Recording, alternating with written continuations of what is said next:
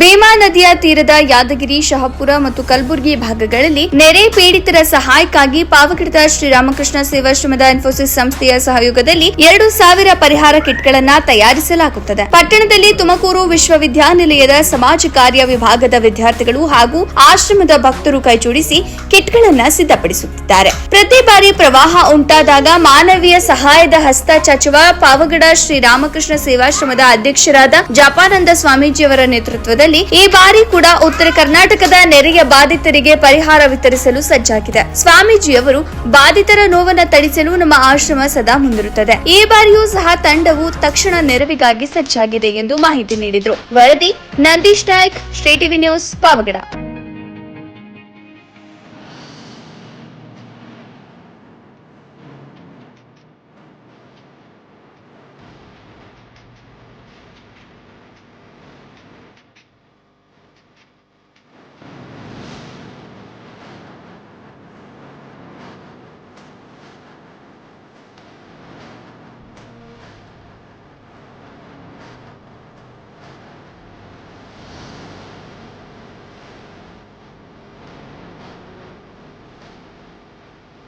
ಸ್ವಾಮೀಜಿ, ಈಗ ಉತ್ತರ ಕರ್ನಾಟಕದಲ್ಲಿ ಪ್ರವಾಹ ಒಂದಷ್ಟು ನೆರೆಹೊರೆ ಆಗಿದೆ. ಇದಕ್ಕೆ ತಮ್ಮಿಂದ ಸಹಕಾರ ಪ್ರತಿ ವರ್ಷ ಇರ್ತದೆ. ಆ ಭಾಗದ ಜನ ನೀವು ಬರ್ತೀರಾ ಅಂತ ತುದಿಗಾಲಲ್ಲಿ ಎಕ್ಸ್ಪೆಕ್ಟ್ ಮಾಡ್ತಾ ಇರ್ತಾರೆ. ಅವರಿಗೆಲ್ಲ ಏನು ಹೇಳ್ತೀರಾ ಮತ್ತು ಇವತ್ತಿನ ಸೇವಾ ಕಾರ್ಯ ಏನು? ನೋಡಿ, ನಾನು ಅಲ್ಲಿಗೆ ಹೋಗ್ಬೇಕಂತ ಪ್ಲ್ಯಾನ್ ಮಾಡಿರಲಿಲ್ಲ. ಆದರೆ ಅಲ್ಲಿಂದ ಒಂದೇ ಸಮಯ ಮೆಸೇಜ್ಗಳು, ಫೋನ್ಗಳು ಮತ್ತು ಮನುಷ್ಯರು ಬರೋಕ್ಕೆ ಶುರು ಮಾಡಿದ್ರು. ನಮ್ಮನ್ನು ಮರ್ತ್ಬಿಟ್ರಾ ಅಂತ.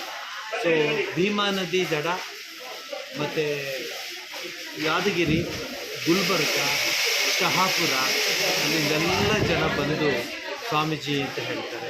ನಾನು ಹೇಳಿದೆ, ನಾವು ಪೇಪರ್ ನೋಡ್ತೀವಿ, ಸರ್ಕಾರ ಅಷ್ಟು ಕೋಟಿ ಬಿಡುಗಡೆ ಮಾಡಿದೆ ಅಂತ. ಸ್ವಾಮೀಜಿ ಅದು ಯಾವುದೂ ನಮ್ಗೆ ಗೊತ್ತಿಲ್ಲ, ನಮ್ಮ ಸ್ವಾಮೀಜಿ ಬರಬೇಕು ನಮಗೆ ಅಂತ ಬಂತು.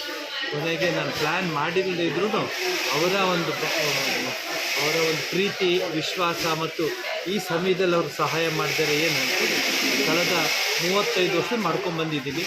ಯಾಕೆ ಅಂತ ಅವ್ರು ಬೇಜಾರು ಮಾಡಿಸೋದು. ಈ ವರ್ಷ ಏನೂ ಇಲ್ಲ ಅಂತ ಸುಮ್ಮನೆ ಇದ್ದೆ, ಶುರು ಮಾಡಿದ್ದೀವಿ.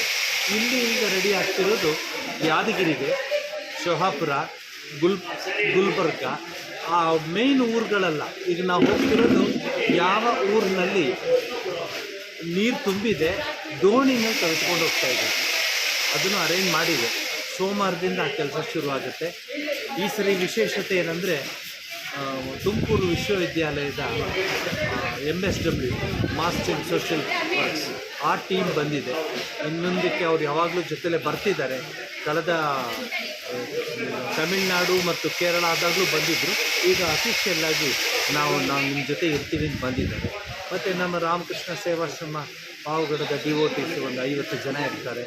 ಮತ್ತು ಎಲ್ಲ ಹಿತೈಷಿಗಳು, ವಾಲಂಟಿಯರ್ಸ್ಗಳು ಎಲ್ಲ ಮಾಡ್ಕೊಂಡು ಹೋಗ್ತಾ ಇದ್ದೀವಿ. ಈಗ ಮೊದಲನೇ ಹಂತಕ್ಕೆ ಸುಮಾರು 2,000 ಜನಗಳಿಗೆ ಸಹಾಯ ಆಗೋದು ಮಾಡ್ತೀವಿ. ಪ್ರತಿಯೊಂದು ಮನೆಗೂ ಸುಮಾರು 2,500 3,000 ರೂಪಾಯಿ ಅಷ್ಟು ಸಾಮಾನು ಕೊಡ್ತೀವಿ. ದೇವರ ಇಚ್ಛೆ. ಇದಕ್ಕೆ ಯಥಾ ಪ್ರಕಾರ ಇನ್ಫೋಸಿಸ್ ಫೌಂಡೇಶನ್ ನಮಗೆ ಸಹಕಾರ ಮಾಡ್ತಿದೆ. ಸ್ವಾಮಿ ವಿವೇಕಾನಂದ ಹೆಸರಿನಲ್ಲಿ ಇದು ನಡೀತಾ ಇದೆ. ಜಪಾನಂದ ಸ್ವಾಮೀಜಿಯವರು ಎಲ್ಲಿ ಏನು ತೊಂದರೆ ಆದರೂ ಹೋಗ್ತಾರೆ ಅನ್ನೋ ಮಾತು ಬಂದುಬಿಟ್ಟಿದೆ. ಈಗ ನಾನು 6 ರಾಜ್ಯದಲ್ಲಿ ಕೆಲಸ ಮಾಡ್ತಾಯಿದ್ದೀನಿ. 6 ರಾಜ್ಯದಲ್ಲಿ ಅದು ನಡ್ಕೊಂಡು ಹೋಗಲಿ. ಜನಗಳ ವಿಶ್ವಾಸ, ಪಾವಗಡ ಜನತೆಯ ಪ್ರೀತಿ ಮತ್ತು ಅಧಿಕಾರಿ ವರ್ಗದವರ ಪ್ರೀತಿಯಿಂದ ನಡ್ಕೊಂಡು ಹೋಗ್ತಾಯಿದೆ. ಮತ್ತು ಮಾಧ್ಯಮದವರು ವಿಶೇಷವಾಗಿ ನಾನು ಧನ್ಯವಾದ ಹೇಳ್ತೇನೆ. ನಮಸ್ಕಾರ.